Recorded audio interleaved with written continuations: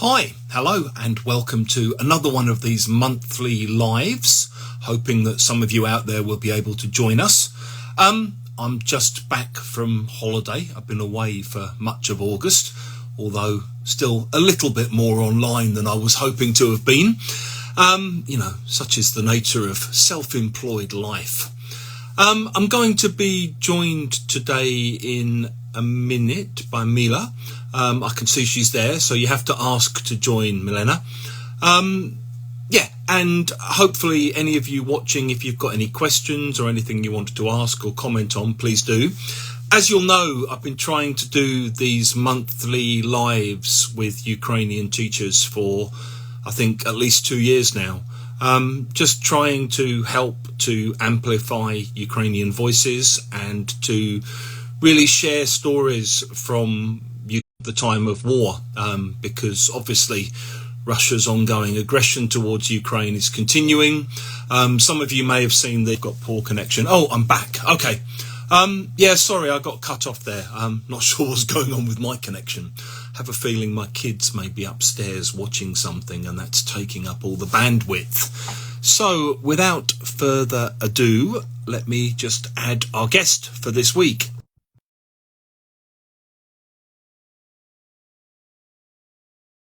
Out. And I hope I've pressed the right button. Let's try again. Hey. Hi there. Hello.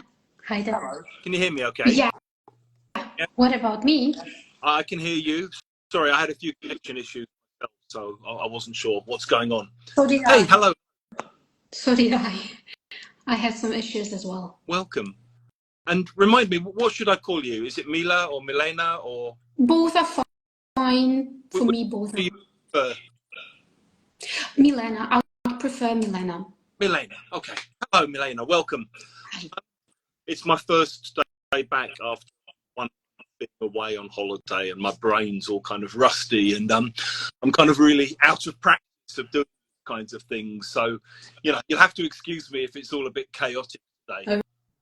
Right. No, that's fine so far. So, how are you? Let's begin with the basics.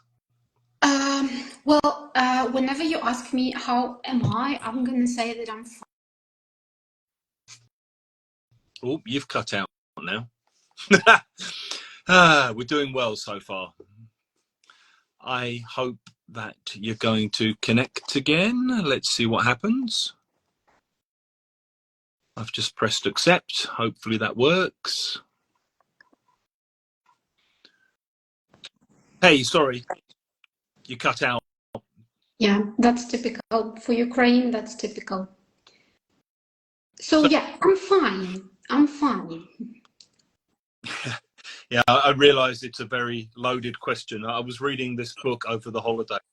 If any of you out there are looking for something to read, this is highly recommended. It's called The Language of War. And as you see, basically, the top question is, how are you? And then there are like 20 different answers, which the writers basically crossed out. And then it just says, I'm fine, how are you? And I realise it's a kind of crazy question to ask people, given what you're going to deal with in the news and what's going on all around you. I was just saying at the beginning about the news from Kharkiv over the weekend. Yeah, I mean, the devil's often in the detail. I think, as with any kind of atrocity committed to any time of war, it's very easy to read statistics about numbers and people who've died and people who have injured. I read something yesterday about a 14-year-old girl who was killed in Kharkiv, and she was just sitting on a bench, and the pressure or the force of the explosion, the tower block nearby, knocked her. And just try to imagine what happens when a 14-year-old kid has their head knocked by the explosion from the blast from an explosion. Very, very, very difficult and very dark, and it puts the numbers into perspective, I think, when you have human stories or human images. So I understand that all of that on when I'm asking how are you, and you're saying, you know, it's like, what else are you supposed to answer? You know. Well, basically, I'm talking about myself. I live in a city that is like really, that's eastern part of the country. And Yeah, is basically, I can that right? see, sorry? So you're in, I'm not sure if I pronounced it correctly, but you're in Uzhorod. Uzhorod. That's, yeah. So basically, I can see European Union through my window, Slovak Republic. That's the safest place. That is why I always say I'm fine, because like personally, I am really fine because nothing has ever happened to me or to citizens of my city. I mean, at least physically, you know, because mentally, no. But physically, I'm fine, I'm safe. And how far is Uzhorod from the border with Slovakia? It's like the border Okay. city, so So I mean, it's literally like you can see over Slovakia. yeah, yeah. And personally, I live not far from the border, like 10 minutes walk, and that's it. That must be a very strange feeling. It is. It is. I, Especially, yeah. go on. Especially when I recall several first several hours of invasion, I recall people queuing below my windows. So I saw lots of people, cars with their stuff and so on and so forth. And I saw that they were fleeing at the country. And I pass that road every day. I see that every day. That must I have might been a. get emotional. No, I'm sorry to bring it up. It often happens that people end up getting a bit emotional with these stories. So yeah, but basically for our city, everything is fine. Yeah, we are safe. At least we are safe. I could say so. And you've still got electricity. Well, no. Honestly, we had a better situation several days ago for about 10 days or 2 weeks or so. But no, we've got power outages. I'm pretty sure that you know we've got a schedule and we wait for the electricity to be turned on, turned off, or something like that. Well, basically now it's better, but I wouldn't say that we've got, you know, back to our normal lives. I mean, in terms of getting all the comforts of city life, because you live in a city, but it sometimes feels as if you are in the village when you do not have access to, I don't know, lots of comfortable things. Yeah, I mean, I guess for anyone watching outside of Ukraine who isn't aware of the blackout situation, last Monday, I think it was possibly the biggest that Russia's launched since the start of the full-scale invasion. And the things it's targeted to knock out all of the power grid and to knock out electricity for people, to try to make Ukrainian cities, towns to live in, and to make life just miserable and difficult. And as a result of that, I know there are often these kind of rolling blackouts where you get a schedule from 2 o'clock to 8 o'clock tomorrow, there'll be no electricity or whatever. And you have to plan around that, yeah? Yeah, somehow. Yeah. Yeah. Keep up with the schedule. Are you from Uzhorod originally, Milena? Is that like, is that where you're from originally, from Uzhorod? Yeah, that's my city, yeah. Okay. And you could kind of maybe backtrack and just tell us a bit more about your family and your upbringing and all that kind of thing, if you don't mind. Yeah, I do know. Well, I grew up in a small village not far from Uzhhorod, and that's pretty funny to hear how you pronounce Uzhhorod, because you do not have a so here it's like Uz. So yeah, I was thinking today what I was going to say and what is something that I would like to share, and I'm pretty sure that lots of Ukrainians, they would understand me, but probably we do not pay attention to that when we didn't pay attention to that when we were growing up, and now we do not think about that. Maybe we do not realize that or something like that. But I remember that when I was watching TV as a kid, we were exposed to lots and lots of, I don't know, news, information, cartoons in Russian. And I guess that's one of the worst things that could have possibly happened with me, because for now I'm 28. There are some words that I do not remember, I do not know, maybe even in Ukrainian. That's because I was exposed to Russian. That was not like Russian television. The channels, everything, it was Ukrainian, but that was created in the Russian language.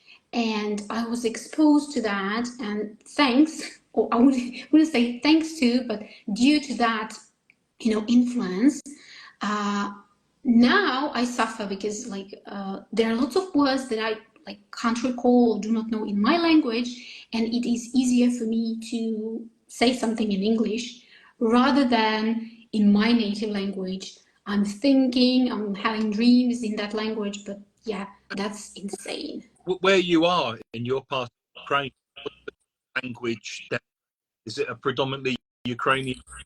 Or... Yeah, well, we've got like a Pidgin, yeah, we've got some mixture, but yeah, predominantly that's Ukrainian. We do not have such that is Western part, and we do not have this thing like predominantly or not predominantly. We have here Ukrainian. Yeah, there are some people who speak, for example, and spoke back then Russian, Hungarian, Polish, but that's a small percentage. So we were not like thinking that mostly we are Ukrainians, we speak Ukrainian or something. We had Ukrainian, that's it. But somehow we had like everything that was on TV, it was in Russian. That's mind-blowing. And what was your family background like linguistically? Did your parents speak Ukrainian at home, or did you speak a mixture? Or yeah, that was Ukrainian, and this Pidgin that we have in my region, that's like mixtures. We have some of the words that are from German or Slovak Republic, because this specific region, it was like under different countries for different periods of time, but mostly like we spoke Ukrainian, and we do it now. So yeah, that was Ukrainian. so the Pidgin that you have are different to the kind of classic Surzhyk Pidgin, which Russian. No, that's Right? you know. You still call it Surzhyk, Yeah, or is it just a yeah, different kind? yeah. That's Surzhyk. Yeah. Yeah, I would call it Surzhyk, but lots of people, like from different parts of Ukraine, they say that they can understand each other's Surzhyk. Yeah, versions of mixture of words, and they cannot understand ours. Yeah, For instance, yeah, they say so. because of the historic mixture of languages in your region. Yeah, Yeah. yeah. And so I guess you're growing up sort of how old are you now? 28, which means you're born in 1996. My God, 96. Yeah. I'm just doing the maths quickly. So you're very much kind of a post-independence child, and Yeah. you're one who's growing up still in sort of the early 2010s. You've still got a lot of Russian language stuff going on around you. And Yeah. when did you first become aware of politics and the political situation in Ukraine? Well, I was keen on history all my life. I don't know how. So I read history, and I was curious about that. I didn't have access to the internet like I do now, but I knew that Russians, for instance, they always wanted to take our nationality, language, and so on and so forth. And when we had Maidan in 2013, I was part of Maidan in my city. So I was, back then I was 18 or 17, something like that. So a good age for doing that kind of thing. Yeah. Yeah, I guess it's something maybe that people outside Ukraine don't always understand. That when people talk about Maidan, I think in the West there's an idea that it was basically in Kiev. That, there was the big kind of independent square, and that this was the Maidan. But actually, there were little kind of Maidans all over. Yeah. all over the country. Yeah, that was like a huge movement because people, and I'm not sure how people in Western part of the world perceive this, but it seems to me they think that probably these are just teenagers or youngsters or something like that, or people who do not know like what they are talking or what they were talking about or like opposing to, but actually that's not true. I remember how it was in my city. We had lots of adults and like seniors, so no, not only, you know, teenagers or young people. I think the amazing thing for me about the Maidan, and if people haven't watched it, there's an amazing documentary called Winter on Fire. I'll put a link up later.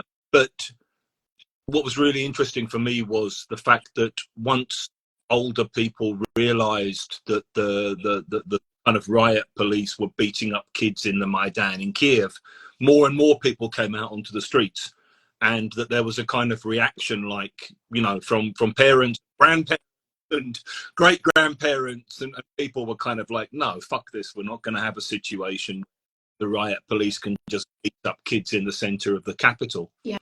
And I mean, I found it very, very moving watching the documentary about the way in which the Maidan in Kiev grew. And, you know, it kind of grew and more people coming from different parts of the country. And it was very much that, you know, real.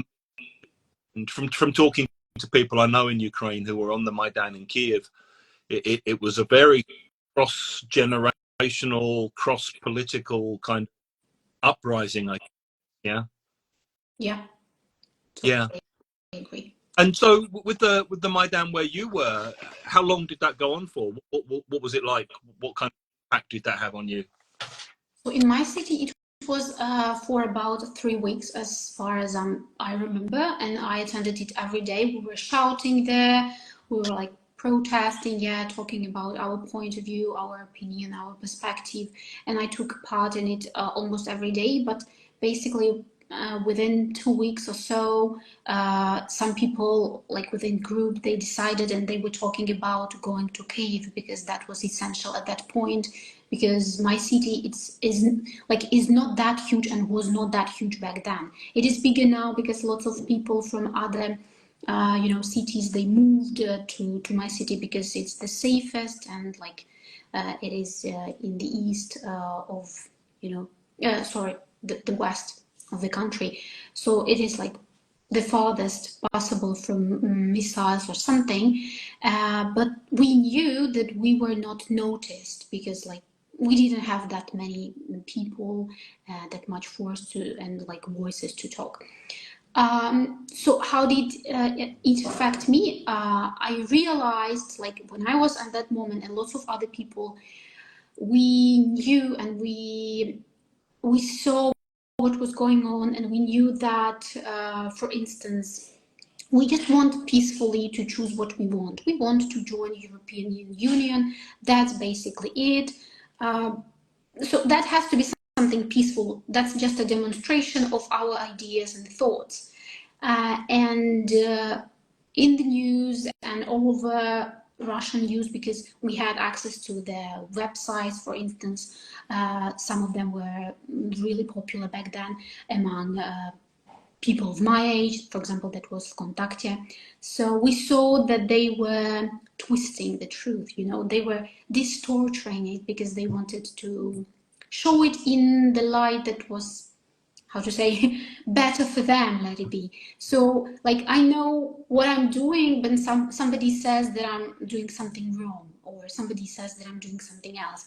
And at that point I had a friend, he was Russian, we were texting before Maidan and during several first days of Maidan, and I realized that like I am young, he is young, maybe we are not that, you know, specialists, we haven't lived that much, but at least we are supposed to be flexible, and he should have understood me somehow.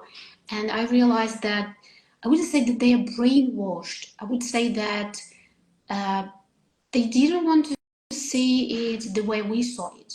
They chose not to believe that Ukraine is a separate country for 20 plus years back then. So, and he was young, he was like the same age as I was.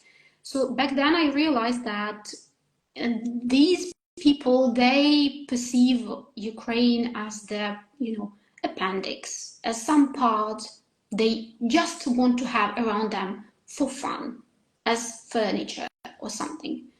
And I was pretty young to realize that. I do not know how I did that, how I came to that conclusion, because he never texted. It's like a kind of an abusive relationship. He doesn't tell you you're ugly. He says maybe you're not that beautiful, and like when you hear it over and over again, and you hear it for 10th time, you think probably I'm not that beautiful, I'm not that. So when I eventually realized and like received Tan's message or something, I understood that he is not the only one, and they are not going to change, because younger generation is supposed to be kind of flexible, understandable, and like basically let people choose what they want to do with their lives. We are not like we don't want to have any kind of political or any other relationship with Russian country, Russians or something. It wasn't about them, it was about us. It was about our country, how we saw that. It was about our president, like how we saw our president back then. So it mostly was about our issues inside of our country.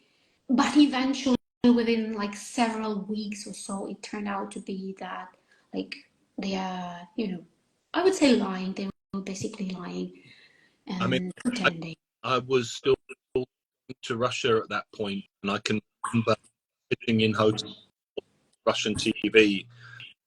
I'm on low battery. Give me a second. Let me just put my phone on charge. I can remember watching the TV channels, and they would do this thing of showing films from the Great Patriotic War, which is what Russians like to call the Second World War. They kind of forget their involvement in 1939 and the Molotov-Ribbentrop Pact and all of that. And they would kind of intercut that with news from Ukraine. And I remember seeing all this stuff about, the crucified child in the Donbass and this kind of thing. And at the time, I just thought, surely no one believes this mad shit. It's just like, why would anyone believe this stuff? This is so clearly kind of so obviously manipulative, where you're trying so hard to kind of shoehorn what's happening into the narrative of fighting fascism during the Second World War. And it just seems so crass and so manipulative. And I think I was a bit slower than you, and it took me a lot longer to realize that a lot of Russians still, I think, kind of still have this idea of brotherly nations, or our countries, or, our sphere of influence. And I mean, sadly, depressingly, I think there are also people in the West who don't really kind of understand that Ukrainians are capable of acting on their own.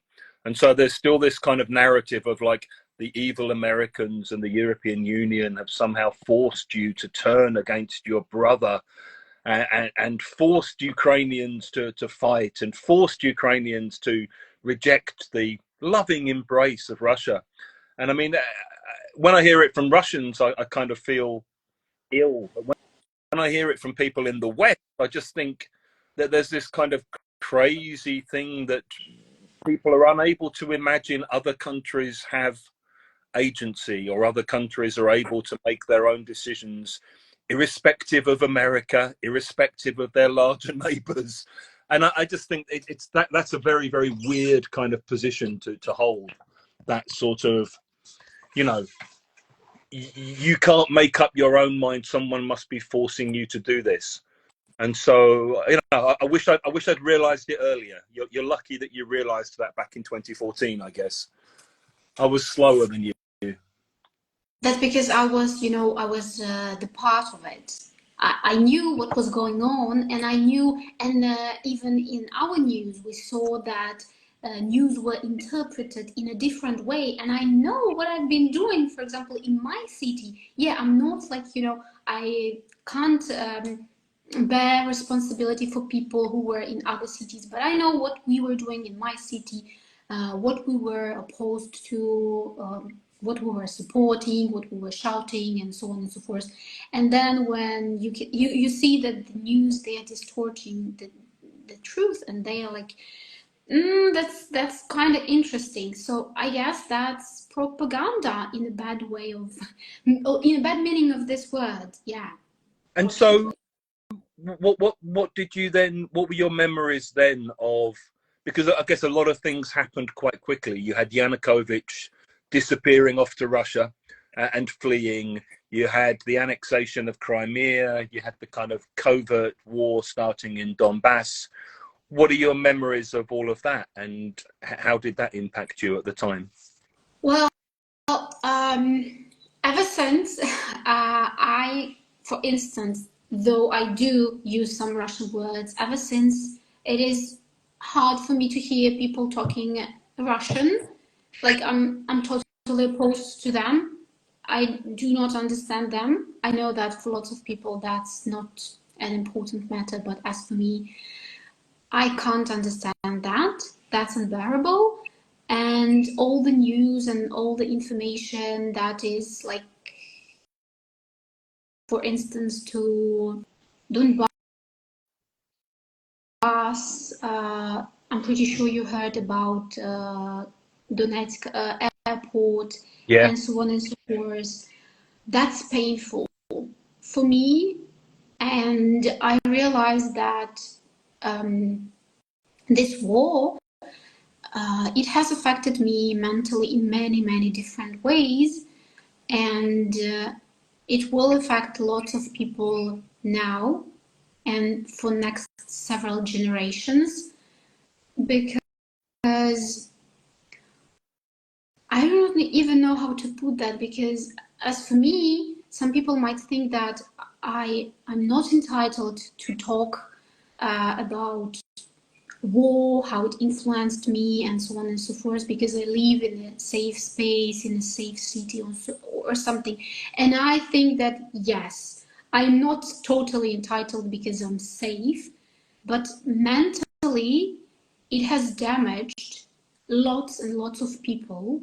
And I guess, as for me, I have lots of lessons that I have learned. For instance, I'm not going to use Russian. I'm not going to teach my kids that they have to be tolerant or something like that. But it depends on a person, Everybody has had his or her own lessons. And for some people, they just prefer to, to switch to something else, not to talk about war. Yeah. Pretend as if nothing has happened. And so, in the middle of all of this, how did you come to English and to English language teaching? How did all that fit in? Oh, I was always in love with languages. Basically, I was pretty bad at English. When I was 10, I was really the worst student in the class when I was 10, because I changed schools or switched schools. And I asked my mom that, please do something, because I'm really, really bad at English. And everybody can speak, can say something, some simple sentences, and I can't. Could you please do something? And she found a tutor, and I fell in love with language. And I realized that I love languages because, as for me, this is one of the ways how you can perceive other cultures and how you can live your life in a different way, And yeah, this is how it started. And then I decided that, for the several next 5 or 10 years or so, I've been attending tutor, and then I realized that this is what I want to do. So yeah. And when did you start teaching? How old When were I you? was 19, so it's almost 10 years now. In several months, it's going to be 10 years. It's young. It's young to be starting. I wanted to have some pocket money, and it was Yeah, as always, isn't it? And it was a family of some friends of mine, of my parents, and they suggested, like, she knows at least some English, and our child doesn't know anything. So please do something, at least something. Let them speak. So yeah, this is how it started. And so when the full-scale invasion started, what kind of teaching were you doing? Where were you working? I was pretty lucky because I had my online school since 2020. Because Already, yeah. yeah, I was always, this kind of a person who wanted to be independent. So that's good. And I wanted to have more money. That is why I've been working for some private school. So I had offline classes that was with kids, like because it was like school with young kids till fourth grade, if I'm not mistaken. Like they were 10 maximum. And I had my private individual or group classes in my online school. So yeah, we were at pause for first months or something, if I'm not mistaken, like March. We were not working in March because everybody was shocked and we were waiting for, well, honestly, personally, I was waiting for European Union, I don't know, everybody, somebody to react and do something and finish this war. I don't know. I was just hoping that that's gonna end, but yeah, it didn't work out. And then after a month, we proceeded with classes with small kids or like kids because everybody, I guess I wasn't the only one. We started to realize that this war that has been waging for 10 years, almost 8 years back then, Yeah, we realized that we need to make money, we need to feed our children, to do something, and lots of people, they were so frustrated that they couldn't sit still, read the news, do nothing. They wanted to do something. So they were helping with sewing special nets for soldiers. They were doing whatever they could. But at some, this is what I've been doing as well. Me and my husband will be doing this stuff, and then we were delivering some humanitarian aid and so on and so forth, because we're close to borders, so we yeah, receive lots of things.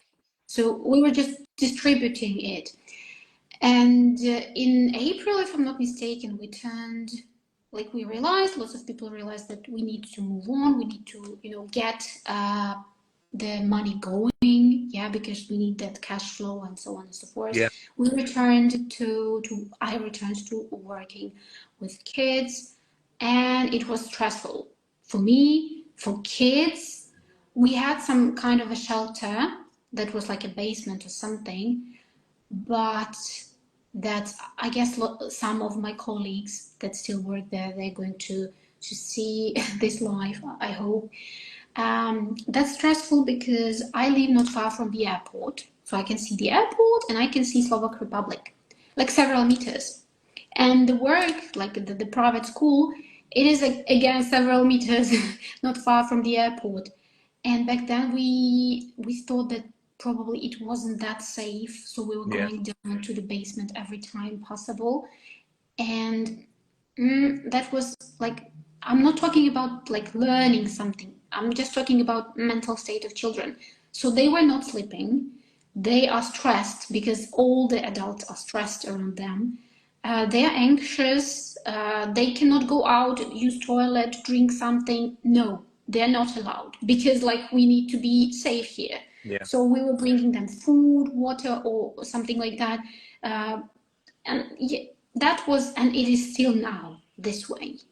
They're lucky that they got basement, and their parents, I guess, they're lucky, and like they're happy that their children can get at least some kind of education, because online education for children is extremely, yeah, I would say, yeah, yeah, yeah. it's something. Optimistic.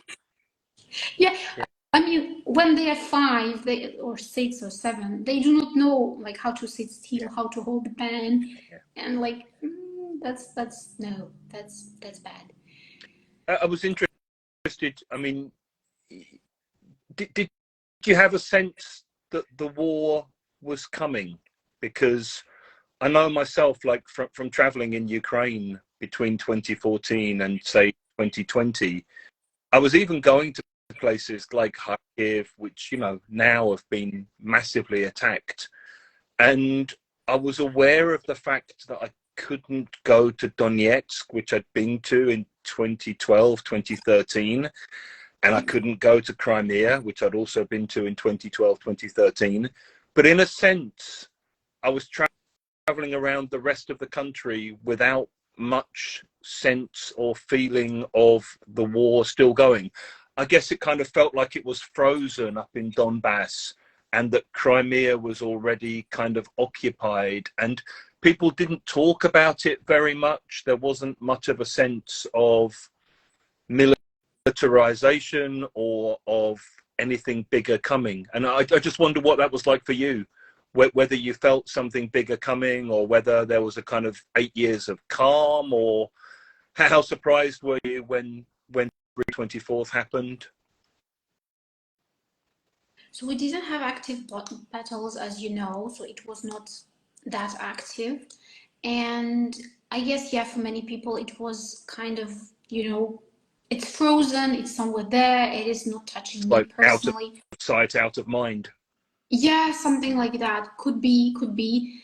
But as for me, I wouldn't say that, like, it's some kind of, when you've got some painkiller and it seems to you that you do not feel this pain because you've got a pill, but you actually do realize that you cannot travel there, or like, you know what is going on, and you see the news, like, personally, I was watching news all the time. I was worried, I was interested what is going on, how it's changing. For me, it wasn't as if I live in a safe space, and like the conflict is frozen somewhere else. For me, it was one country that is in pain, that is hurt, and that is trying to fight back.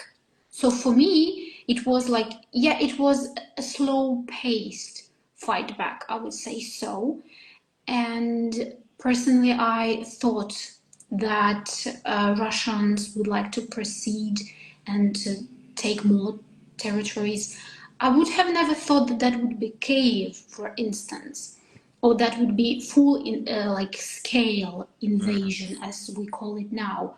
I was honestly, I was shocked, but yeah, I somehow, it's just, you know, when you, for instance, when you read and you know your history, and you know that they are always coming, they, like, every several decades or something, or hundreds of years, they, like, they never stop. That's like, you can't stop it, so you know that that's inevitable. And I knew that something bigger was about to happen. But yeah, honestly, I was shocked that they decided to move to Kiev. Yeah.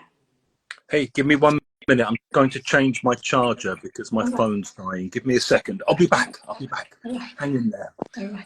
Maybe you could just talk a little bit about any other ways in which your teaching has changed over the last couple of years, or any impact it's had on your students. Just while I'm trying to find a charger to stop me dying here. 1 sec. Deal. Everyone else is still listening. Yeah, I guess. I hope so.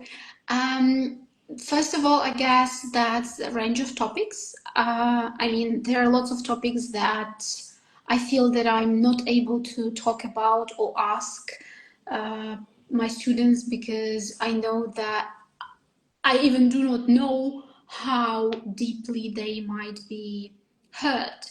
So that's range of topics for sure. Then lots of classes are postponed, and as the owner of school, I always understand that all the time. Like, whenever somebody wants to postpone a class, or like change the schedule, whatever, I totally got this, because this is our reality. At first, all the classes were paused because of like full invasion, full-scale invasion. Then lots of classes, personally, I conducted for almost free, because I've decided that this is one of the ways how I can you know, help out there, what I can donate, the money or something. And what else? We've got several students who are soldiers. So that's pretty, I mean, we are honored to have soldiers among our students, but personally for me, that's hard because at some moments of our classes, they normalize things that shouldn't be normalized. Yeah. And you can't say anything because you can't suggest, you just listen to them. This is what, like, we've got, I guess, not only teachers but teachers as well, we've got lots of things we need to deal with in a mental sphere of our lives. I mean, kids getting traumatized, adults getting traumatized, and even if you do not want to bring up those topics, they somehow emerge Yeah. because these are our lives. So emotionally, I would say emotionally, because all the reschedules and so on, that's fine by me. That's understandable. That's life. Something can happen. Yeah. I think, sorry, I missed the middle bit, but what you were saying about people talking, kind of normalizing things that shouldn't be normalized. I mean, I know when I did my own teacher training initially back in 1993, before you were born, I mean, I just did a 1-month CELTA course, and it didn't in any way equip me even to kind of understand that at some point I would be teaching people who'd experienced terrible things. And I remember early on having a Kurdish guy who was like a Kurdish political activist from the east of Turkey, and he'd been detained by the Turkish military. And we were just doing some kind of like banal English language teaching exercise, like, do you have any scars? And he showed everybody this kind of horrific thing on his leg where he had been kept in prison, and they'd had a hot spoon, and they'd used this boiling spoon to kind of scoop parts of his leg out. And he had these kind of spoon-shaped like wounds all up and down his legs where they'd kind of scooped bits of his flesh out. And I'd only been teaching about 6 months. And, you know, I was like, I just so poorly equipped to deal with that, and to know, you know, basically my training was, if you hear them make grammar mistakes, correct them. And then suddenly you're listening to someone talk about being tortured, and I think you know, you obviously learn how to deal with that as you go on as a teacher and as a human being. But I now think that maybe training courses should also equip people just for the fact that, you know, at some point you're going to meet people and talk to people in your classes who have experienced terrible things. And even if you're not trying to bring those topics up, you know, it might just be a chat about how are you? Yeah. And the real answer might not be fine, thanks. The real answer might be, you know, a friend of mine was blown up last week, or, you know, you've lost some people or whatever. And I think it's very difficult to know how to deal with that initially.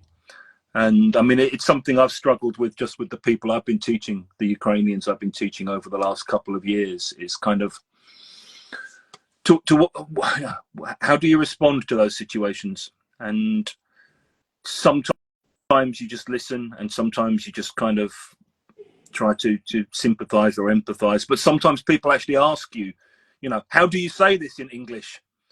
And it's like, oh, Jesus, okay. And you end up teaching things that you've never taught before, and that you've never thought about the words for. And, you know, I'm sure like you end up with quite a sophisticated vocabulary. I mean, before the full-scale invasion, I didn't know what a sapper was, you know, like the guys who clear the mines. And now it's like my mind clearing vocabulary is massively expanded as a result of having to talk to people who have to deal with all of this stuff.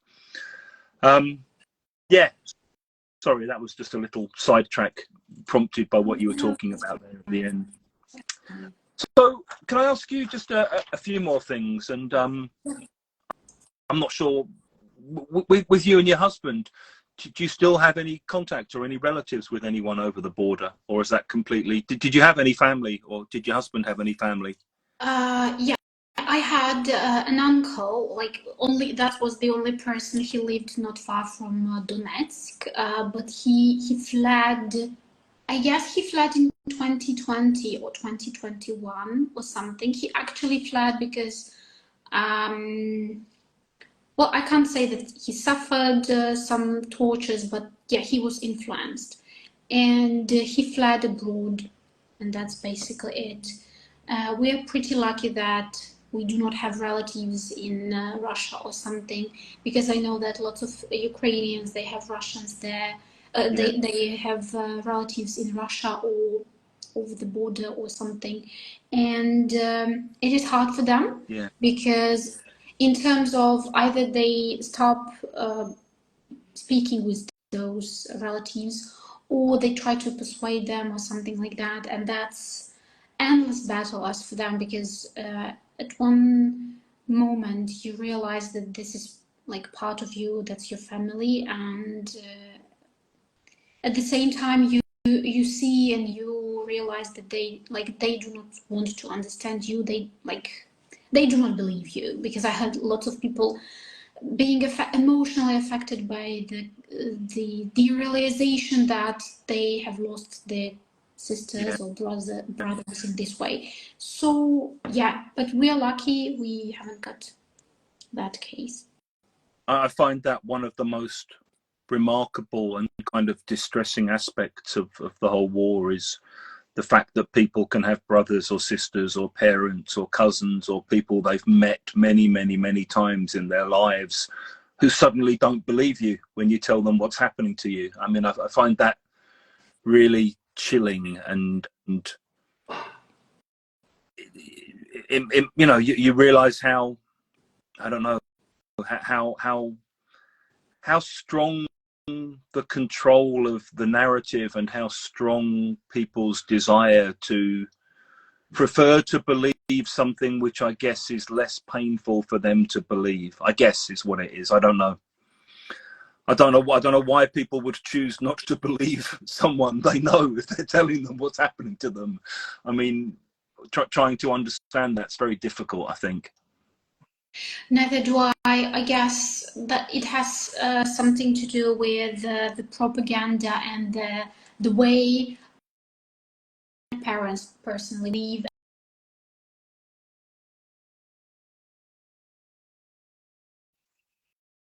norms, beliefs, and so on and so forth. And it was like, you know, that Soviet, I don't know how even to call that. That's like, you know, Soviet voices inside their heads that they should do that, that's not okay, and so on and so forth. You know, people all over the world, we rely on traditions and things that we are used to doing, that we think they are like our customs, they are like inner parts of us, yeah? Yeah. But to some extent, they, first of all, I guess some customs, they could be, even if they are not harmful, they could be not that good for our mental health. Let it be, let us put it this way. But what concerns Soviet Union and that kind of, you know, mindset, let me put it this way, it was pretty bad thing for, like, there was nothing good in it. Nothing. It's funny. And sorry, go on, Milena, go on. Yeah, and I think this is the way like next generations were brought up, and they just don't want to change it because these points of view, perspectives, this is how they think, and this is their core, you know. For me, my core is that I want to support people even if they, for instance, do not speak Ukrainian, but they speak Slovak, German. For me, it's okay if people have different points of view, and so on and so forth. For me, it's okay if British wants to have Brexit because this is your choice, and for others, not my probably choice personally, just for the record. Well, yeah, Well, yeah, I know. I love history, and I love to read and to get to know more about Britain and other things all over the world. And I know that lots of people are not satisfied, but this is what you have chosen to do. So this is your like country's, area of development. Let it be. I guess that's going to be developed. You're the first person I've heard to use the word development in terms of Brexit.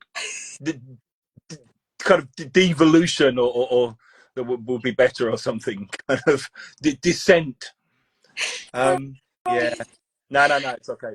It's funny because I was chatting the other day to. I've got a friend in Kiev called Alexander, and he's, I think, 60 now. And we were chatting, and he was saying that, he grew up during the Soviet Union, and he was saying that for him, the strange thing was during the Soviet time, obviously there was loads of propaganda and people were bombarded with it, but he said everyone kind of knew it was bullshit, and everyone just kind of just went, yeah, whatever.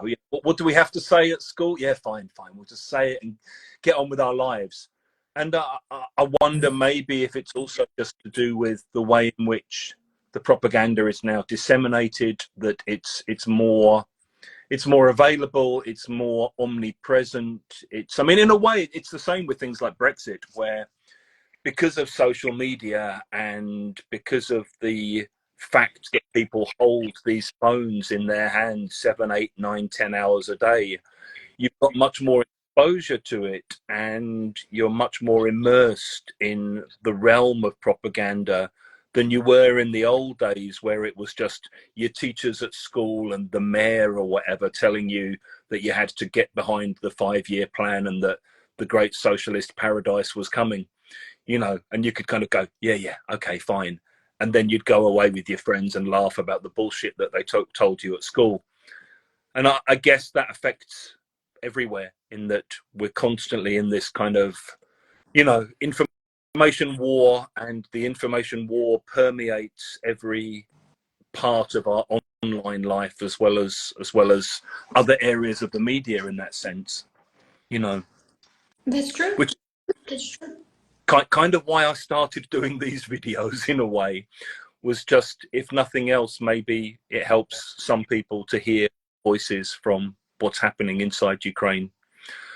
So can I ask you just a few more questions about kind of where things are at the moment, and how you're feeling about everything? Because we're in a kind of strange stage of the war, in a sense, in the moment, where I think up until Ukraine's incursion into Kursk, things were looking very much like Ukraine was just sticking on the defensive, that, the failed counter-offensive of last year kind of, I guess, dented some people in powerful positions in the West's belief that a counter-offensive was possible.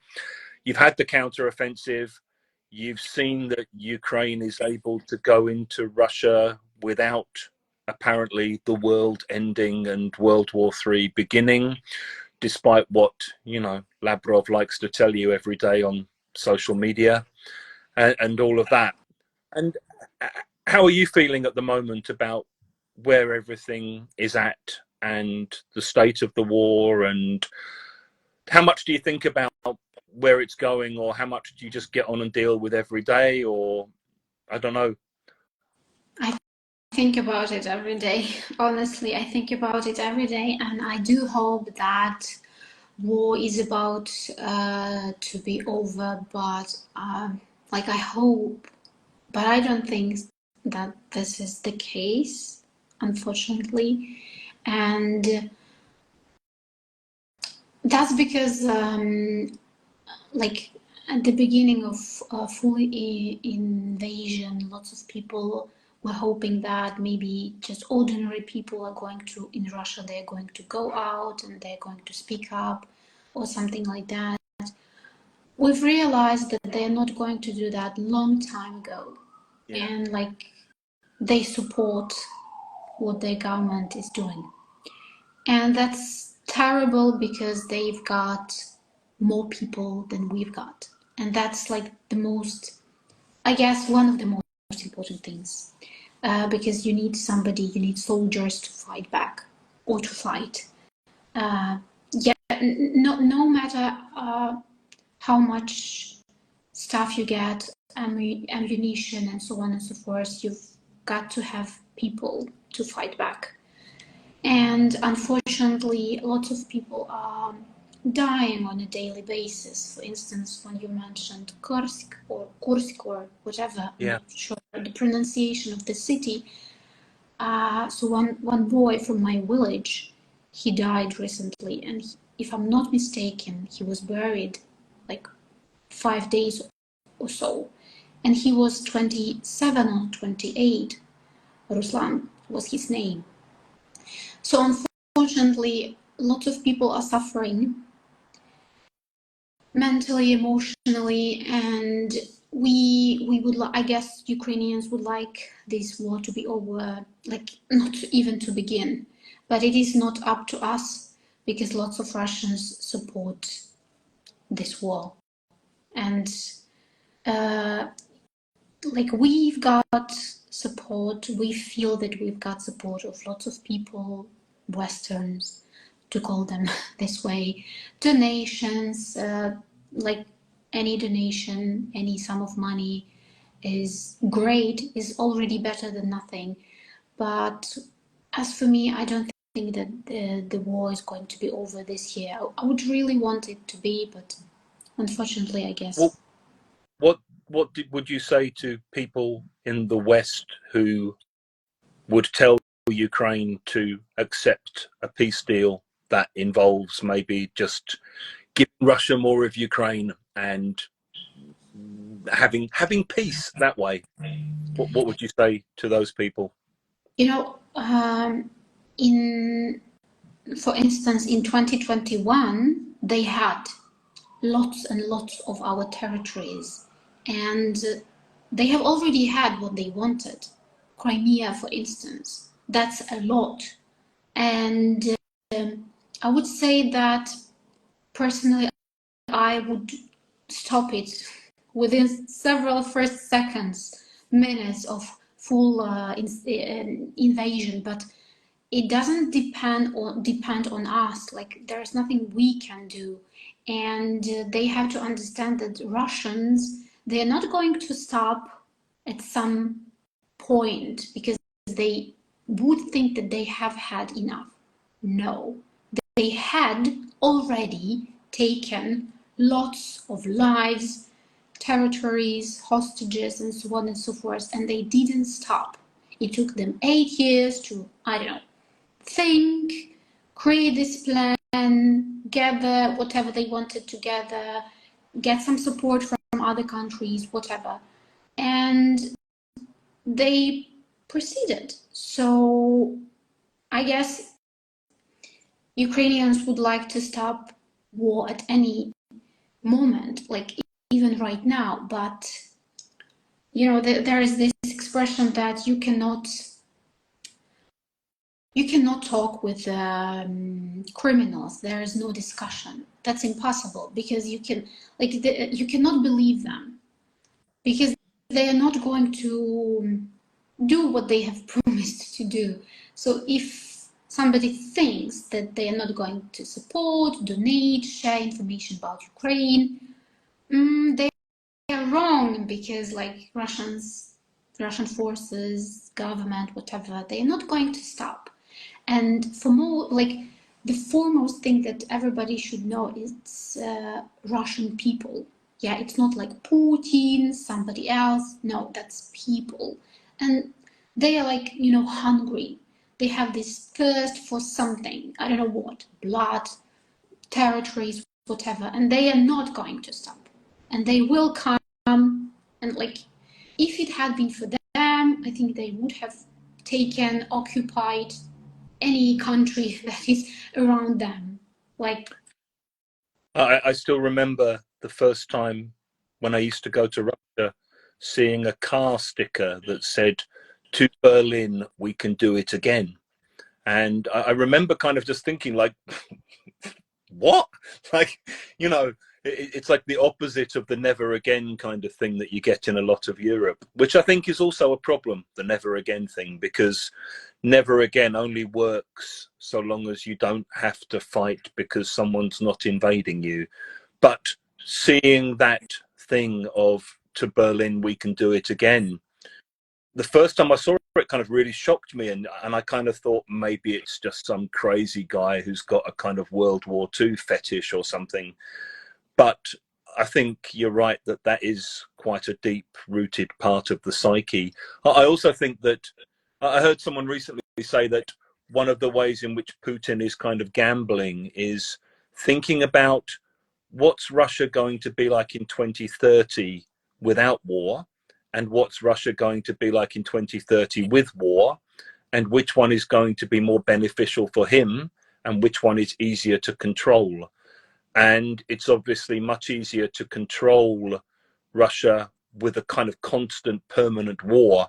It's a bit like, you know, the George Orwell novel 1984, that there always has to be a war, because if you're in a constantly militarized, mobilized state, it allows you much greater control over everybody than if you're not. And if you're to stop the war and kind of go, okay, we've finished now, didn't quite achieve what we told you we were going to achieve, but hey, you know, only 500,000 dead. Look on the bright side. It's much harder to do that than it is to keep saying we have to keep fighting, we have to keep fighting, it's existential.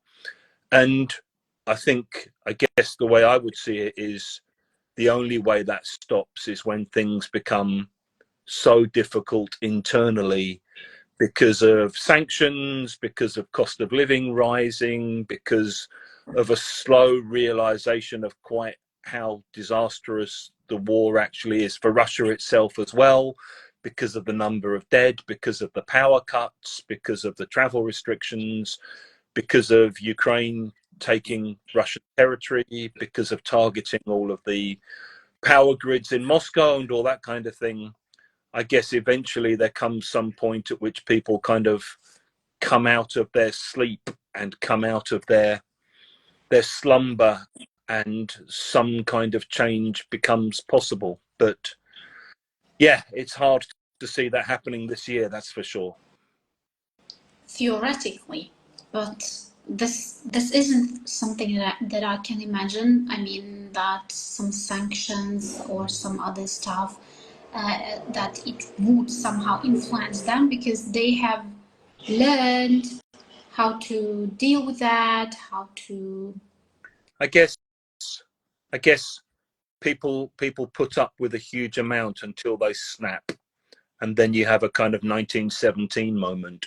And you know, I think once you understand 1917, what happened, it's kind of, you know, at some point 1917 happens again, where the kind of whole army collapses and turns on the generals and turns on those who've created it. I mean, yeah, I've just seen someone say there's a problem of mass psychosis, and Germans once had that problem. Absolutely, at the moment. And yeah, I guess it's also that feeling of keeping silent and keeping quiet while atrocities are happening, which, you know, in a sense, everyone does to some degree, because there are terrible things happening in other places that aren't our countries or our places, that we turn a blind eye to, or we choose not to think about the pain and suffering of. So, you know, I guess there is a human degree to all of that as well, where humans are good at not looking at other people's suffering if they don't have to. Yeah, I guess so, because that's some you might get traumatized if you read all the news and so on and so forth, and it is not happening in your country. Yeah. So why bother? I totally get it. I understand that lots of people around the world, they have their internal issues they need to cope with, and like, I get it. I don't think that somebody has, like, some countries have to help us, that this is a must. No.